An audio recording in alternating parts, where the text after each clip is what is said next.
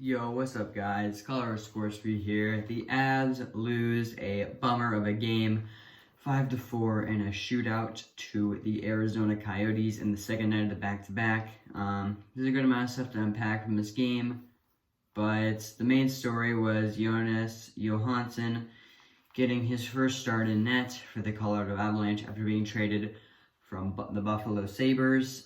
He hadn't won a single game with the Sabres. And he comes into Colorado and right off the bat, Coyotes push. The Avalanche allowed 2 goals on the first 2 shots. Pucks, the first shot, Johansson should have stopped, but a little bit of jitters for him. Second goal was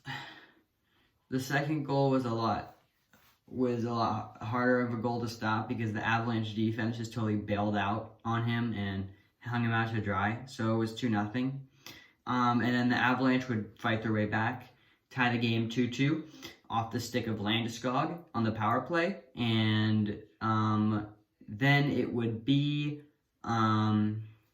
Rantanen extending his goal streak and just playing like a beast. Yep. And then second period, back and forth play, shots pretty even. Avalanche weren't really playing a great game, but they weren't playing terribly either. Hansen made some saves. Their guy Hill made some nice saves too. But 10 seconds left, it would be Nathan MacKinnon getting his 200th goal. It was a nice goal, just a missile past Aiden Hill, and that made it 3-2 with 10 seconds left in the second, and that felt huge. Then we go into the third. Starts pretty well for the Avs, and a couple minutes in, Ryan Graves. It wasn't Ryan Graves' goal. I think it was Donskoy or Nichushkin's goal off a shot from Ryan Graves. And that makes it 4-2. At this point, I'm pretty confident. But the Coyotes push back and they get a goal that Johansson should have stopped. It was a rebound, and Johansson just couldn't track the puck, and it landed on a Coyote stick, and he put it away. But Johansson should have been able to cross the crease and make that stop. That's a standard NHL goaltender save. And it was also a diving shot as well, so you should be able to stop that. And Johansson didn't have a good game, but there are definitely times the Avs missed on opportunities to capitalize and win this game, which we'll talk about later. So it is a 4-3 game.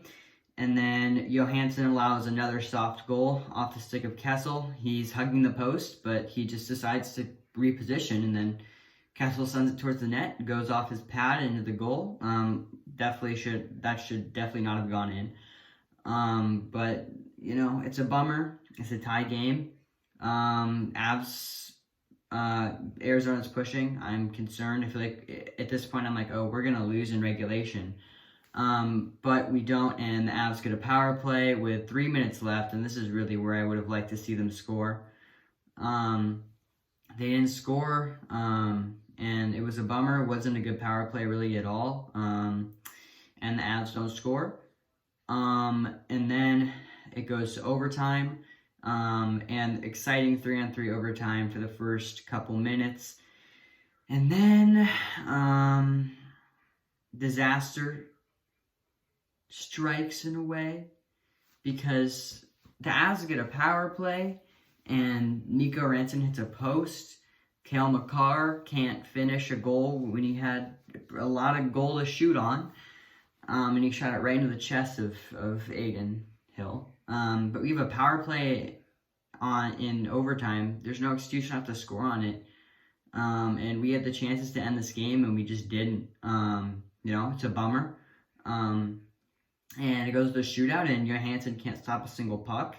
Donskoy continues his hot streak in shootouts, puts an amazing move. It wouldn't matter, but Donskoy is great in shootouts. I think having him shoot first is definitely, either first or third, is definitely what you want to see. Him being a closer, or, starter on the shootout. So good stuff from Donskoy, but it really wouldn't matter. The two of the shootout goals Johansson probably should have had. The one Garland did, he just couldn't stretch his pad across the crease, but he's 6'5", and he should have been able to. He overbit. The second one that should have went in, it was just Nick Schmaltz, and he just shot it at the net, and it went in. No move at all. So you should generally have those. And the Coyotes would end up winning it, and the shootout, props to them for battling back, but disappointing for the Avs. Their 7-game winning streak gets snapped, and, unfortunate, but you know what? We still get a point, and we move on to Vegas, and we rested guys like Bo Byram and Confer because I think there was some injury concern. I don't know exactly what was going on there, but those guys should be ready for Vegas in a couple of days. Big games. We win both games at Vegas. We take first in the West. So huge games in Vegas. I'm really looking forward to watching that. And, it's better to have this letdown game against the Coyotes than it is against Vegas, because you really want these games in Vegas, and they're extremely important to the team. But obviously disappointing because we just got this goalie. Obviously, it's his first game. He'll have a couple more tries to try and prove himself. But the Avs, it's been proven they always are confident and play very well when Grubauer's in net. There's something that the confidence is just there for them. So hopefully that confidence can return when Grubauer's in net again. We just really got to figure out this goalie situation because you got to have a good backup goalie in the NHL. It's just necessary for success.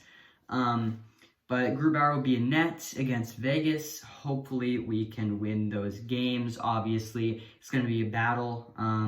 I'd say pretty much 50-50. It's up in the air for grabs. Who's a better team in the West? We'll see. Thank you guys for watching, and I will see you in a couple of days. I will see you tomorrow for the Nuggets, and I will see you in a couple of days for the Avs and Vegas. Peace.